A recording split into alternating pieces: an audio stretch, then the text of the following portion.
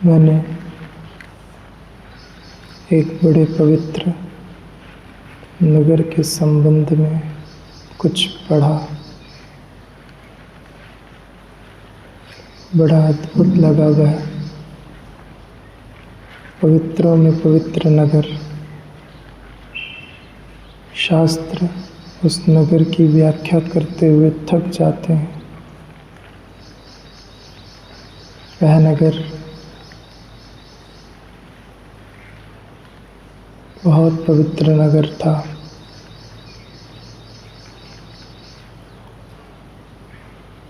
यह कहानी उसी पवित्र नगर की है। कहीं दूर दराज जंगल के किनारे एक बहुत पवित्र नगर था, जिसका किस्सा इतना मशहूर था कि लोग उसका नाम सुनते भी अपनी गर्दन को झुका लेते थे, प्रणाम की मुद्रा में आ जाते थे। कहते थे कि वह नगर शास्त्रों को पुराणों में जैसा लिखा है वैसा ही था। एक बार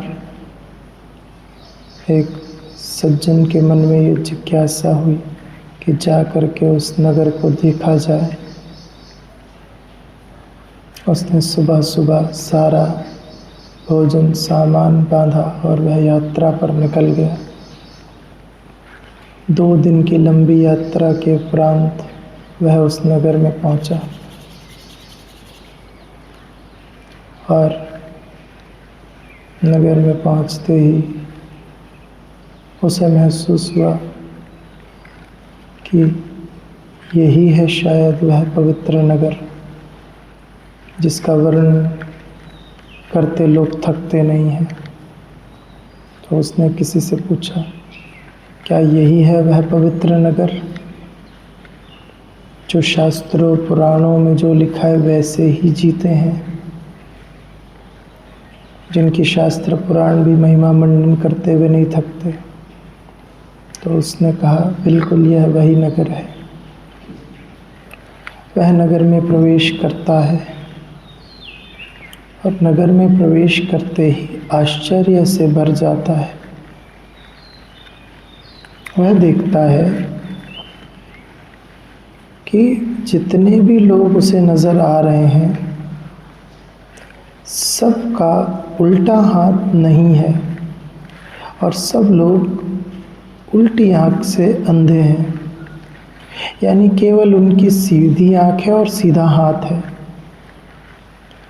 वह बड़े आश्चर्य में पड़ता है, विचार करता है यह क्या हुआ। सोचता है किसी बर्बरता आक्रांता ने आकर इस गांव पर आक्रमण किया होगा और इन सब की ऐसी दुर्दशा की होगी।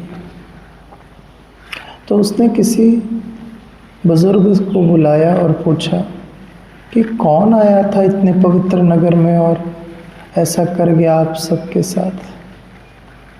बुजुर्ग ने कहा, नहीं, कोई नहीं आया था।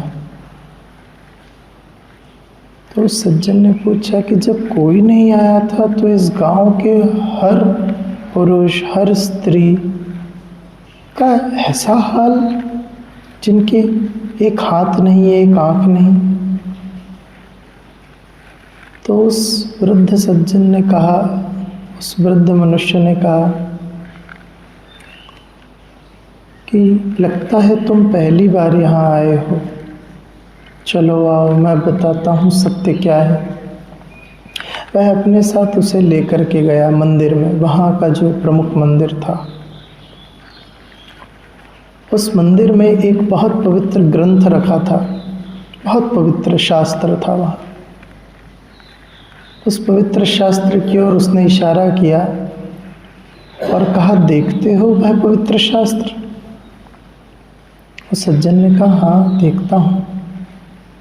लेकिन उसी शास्त्र के बगल में ढेर सारे उल्टे हाथों की हड्डियाँ, उल्टे आँखों की हड्डियाँ, वो सब पड़ी थी वहाँ। उसे आश्चर्य हुआ कि ये शास्त्र के बगल में ये सब। तब उस वृद्ध मनुष्य ने कहा, हमारे शास्त्र में लिखा है, परमात्मा ने कहा है कि जब भी तुमसे कोई गलत कर्म कराए तुम्हारे हाथ, तो अच्छा है अपने उल्टे हाथ को काट कर फेंक दो। जब भी तुम्हारी आंखें तुम्हें कुछ गलत देखने पर विवश करें तो अच्छा है तुम अपनी उल्टी आंख को फोड़ डालो, क्योंकि उल्टी बात करने वाला उल्टी दिशा ही होती है, उल्टा हाथ ही उल्टा कृत्य कराता है, उल्टी आंख ही तुमसे उल्टी चीज़ों के दर्शन कराती है। तो अच्छा है कि पहले ही इन्हें समाप्त कर दो, तो ये रहेंगे ही नहीं, तो तुम गलत कर्म ही नहीं करोगे। इतना सुनते ही वह आश्चर्य में पड़ गया।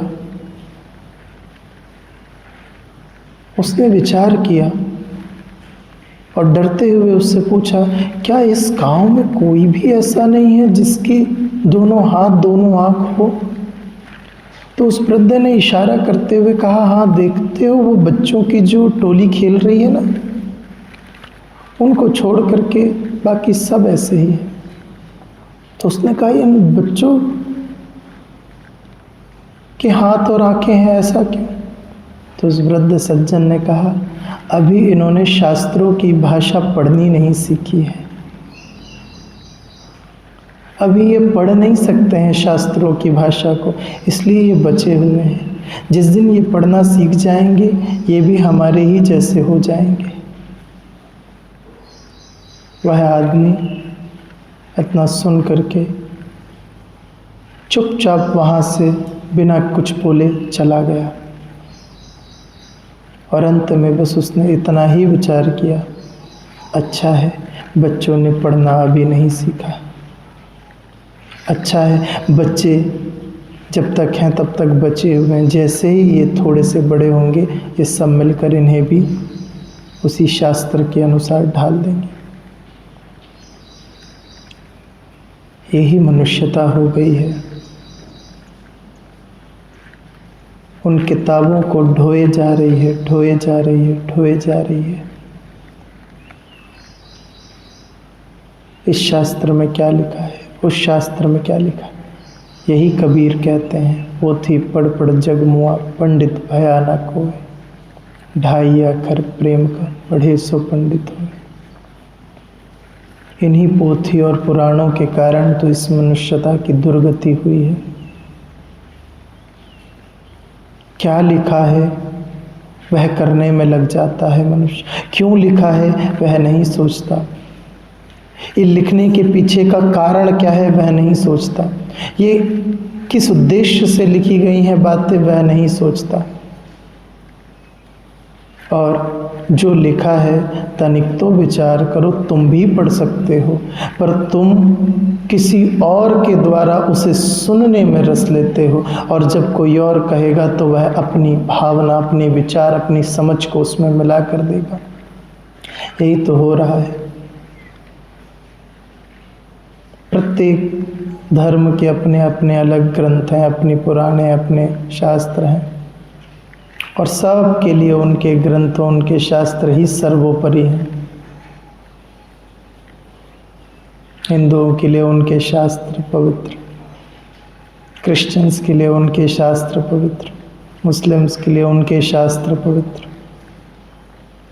और सबको अपने अपने शास्त्रों की किस्से कहानियां सुनकर बड़ा रस आता है। उनको लगता है कि हमारे शास्त्रों में जो किस्से कहानी लिखे हैं उससे ठीक बात तो कोई और कर ही नहीं सकता।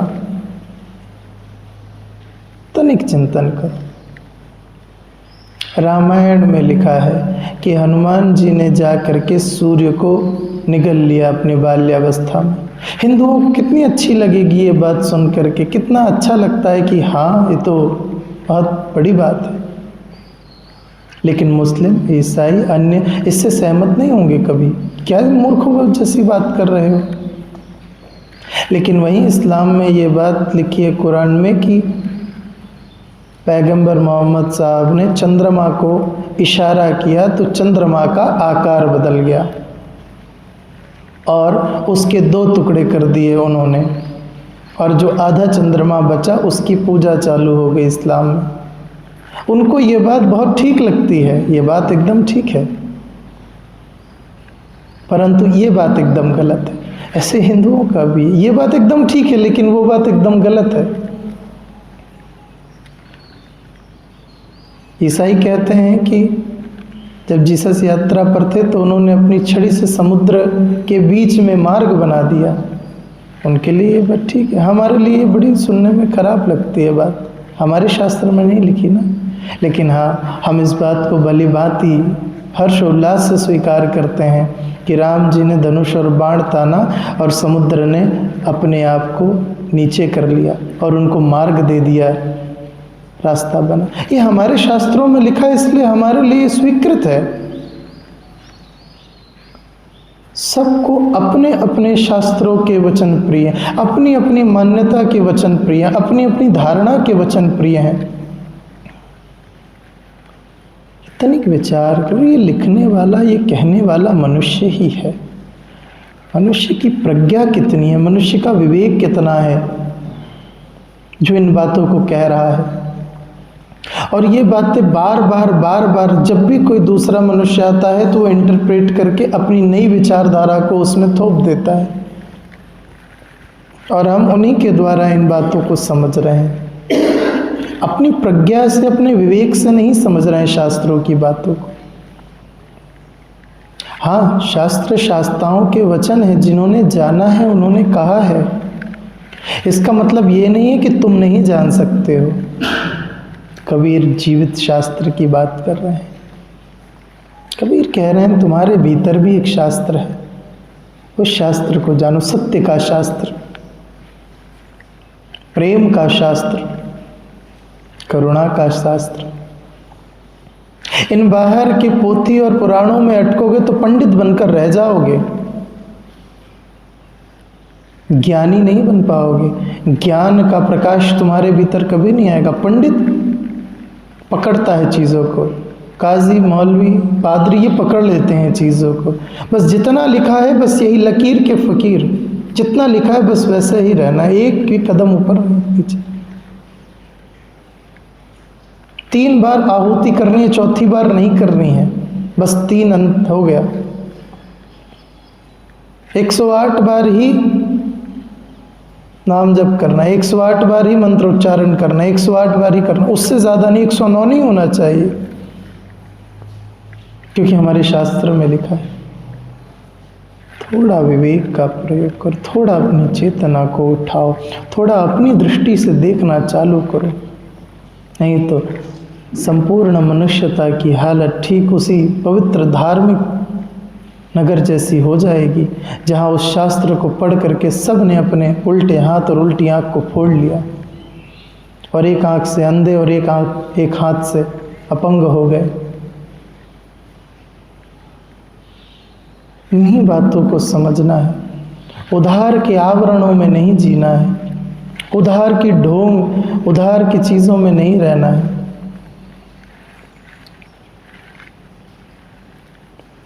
कबीर साहब कहते हैं, टोपी पहरे, माला पहरे, छाप तिलक अनुमान, और साकी शब्द कावत फिरे, आत्म खबर ना जान। सब इस बाहर के आवरण में उलझ गए जो इनके शास्त्रों में लिखा है। किसी ने कह दिया टोपी पहनना ही पवित्र धर्म है, पहने जा रहे हैं टोपी। किसी ने कह दिया कि तिलक लगाना ही पवित्र धर्म है, शिखा रखना ही पवित्र धर्म है, तो करे जा रहे हैं। किसी ने कह दिया कि उस प्लस के साइन को पहनना ही पवित्र, पहने जा रहे हैं। ईसाइयों से जब हम पूछते हैं कभी कभी कि ये प्लस का लॉकेट किस चीज़ को बताता है, तनिक हम कहते हैं कि ये बहुत पवित्र संकेत है। कितने पवित्र संकेत, ये तो वह साइन है या तो वह प्रतीक है जिस पर जीसस क्राइस्ट को अंत में मारकर लटकाया था। ये तो मृत्यु का प्रतीक है, जहाँ सत्य की मृत्यु हुई जिसके कारण, ये वह संकेत है। तुमने इसे कैसे अपना पवित्र संकेत बना लिया? जिस सत्य को मार दिया गया और मारकर उसी पर लटका दिया गया, तो वह तो महा अपवित्रता का तो तक होना चाहिए, लेकिन नहीं। फिर उन्हीं पादरियों ने उसे पवित्र बना दिया। वही टोपी पहनने का कारण क्या है नहीं पता, तिलक लगाने का कारण क्या है नहीं पता, किए जा रहे हैं। कारण को जानो। कारण को नहीं जानोगे तो भेड़ और बकरियों की तरह लोग तुम्हें उलझाते रहेंगे। कारण को जानने वाला आनंद से भरा रहता है और कारण को ना जानने वाला दुख में जीता है। और जितना मनुष्य दुखी होगा, ये सारे धर्म ग्रंथों का प्रवचन करने वाले, शास्त्रों पुराणों की बातें कहने वाले, ये सब तुम्हें सदा परमात्मा के नाम पर दबाते रहेंगे। वो चाहते हैं कि तुम सदा दुखी रहो। दुखी रहोगे तो उनकी दुकानें चलेंगी ना। कबीर साहब तो चाहते ही नहीं किसी की दुकान चले। कबीर साहब तो चाहते हैं आनंद में रहो, अपने परमात्मा को जानो। वो कहते हैं टोपी पहरे माला पहरे छाप तिलक अनुमान, और साखी शब्द गावत फिरे आत्म खबर ना जान। अभी जाना नहीं है, कुछ पता नहीं चला भीतर से, लेकिन देखो कितनी बड़ी बड़ी जोर शोर से कथाएं करते, करोड़ों लोगों को ऐसे थे कृष्ण जी, ऐसी थी शिव जी की महिमा, ऐसे थे हनुमान जी। अच्छा, जैसे ये उनके साथ उन्होंने पूरा युद्ध लड़ा हो, जैसे बस उन्हीं के संग बैठ करके सब सीखे हो, जैसे शिव जी के निकट बैठ करके पूरा ज्ञान अर्जित करके आए हों, जैसे जीसस के साथ ही इन सब ने यात्रा की हो, जैसे मोहम्मद के सारे ज्ञान को इन्हीं ने अपने साथ लिखा हो, जैसे बुद्ध की वाणी को इन्हीं ने अपने हाथों से अंकित किया हो, जैसे महावीर के उन भिक्षुओं की टोली में ये ही रहे हों। ऐसे अरे जब ये थे सब तो यही पंडित मिलकर के इनका विरोध करते थे। आज इन्हीं को सहारा बनाकर ये सब कह रहे हैं। साखी शब्द गावत फिर, खूब बड़े बड़े भजन गाएंगे ये, खूब बड़ी बड़ी सभाएं करेंगे ये, खूब अल्लाह के नाम पर, जीसस के नाम पर, कृष्ण के नाम पर एक दूसरे को झगड़वाएंगे। आत्म खबर न जान, खुद की खबर नहीं है ना, अभी खुद से मिले नहीं है ना, खुद के परमात्मा से संबंध नहीं हुआ ना, इसलिए सारे उधार ज्ञानों का खूब महिमा मंडन होता है, क्योंकि स्वयं के सत्य से परिचय नहीं हुआ। अरे जिसने स्वयं के सत्य को जान लिया उसे क्या आवश्यकता है अमृत शास्त्र की। रमण महर्षि कहा करते थे, जब भी उनसे कोई शास्त्रों का प्रश्न करता, कहते क्या करना है तुम्हें, रख दो इसको बाहर, थोड़ा बैठ जाओ यहाँ पर, थोड़ा खुद को खोजो ना मेरे साथ, चलो दोनों यात्रा पर चलते हैं स्वयं की, बाद में बात करेंगे इन शास्त्रों में क्या लिखा है, पुराणों में क्या लिखा है। मैं जीवित शास्त्र कह रहा हूं ना, उन किताबों को बाहर रख करके आओ। नहीं समझता मनुष्य, पंडितों की भाषा सुनने की आदत सी हो गई है ना, इतनी जल्दी नहीं छूटेगा वो रस। स्वयं को जानने की यात्रा पर निकलो, स्वयं के धर्म को जानो, स्वयं से संबंध स्थापित करो, भीतर के तारतम्य से थोड़ा झंकृत हो जाओ, भीतर के तारों को थोड़ा बजने दो। वो कृष्ण की बांसुरी मात्र बाहर नहीं भीतर भी है, उस भीतर की बांसुरी की थोड़ी सी नाद को सुनो, तब इन बाहर के आवरणों से मुक्ति होगी। लोग कई बार हमसे पूछते हैं, आप हाथ में कलावा नहीं पहनते, आप तिलक नहीं लगाते, आप ऐसा नहीं करते, आप वैसा नहीं करते। कहते हैं ये हमारी मौज है, हमारा आनंद है, हमारे आनंद को हम तय करेंगे कि तुम तय करोगे। तुम चाहोगे इसलिए हम तिलक लगाएं, तब तो हमारा जाना उधार हो गया। दूसरे ने कह दिया इसलिए मैं तिलक लगा रहा हूं। अपने धर्म को बचाना है इसलिए कलावा पहन रहा हूं। अपने धर्म, अंतर के धर्म को खो करके मैं बाहर के धर्म को बचाने की दौड़ में लग गया। ये कैसे धर्म की रक्षा कर रहा हूं मैं? भीतर के धर्म को बचाना है, और भीतर का धर्म बाहर के उधार आवरणों पर नहीं चलता। मैं टोपी पहनूं कि ना पहनूं, मैं लॉकेट पहनूं कि ना पहनूं, मैं माला पहनूं कि ना पहनूं, मेरा आनंद पूरा है, मेरे आनंद में तनिक भी कमी नहीं है, मेरे आनंद में तनिक भी कमी नहीं। इसीलिए कबीर कहते हैं, भला हुआ मोरी गगरी फूटी।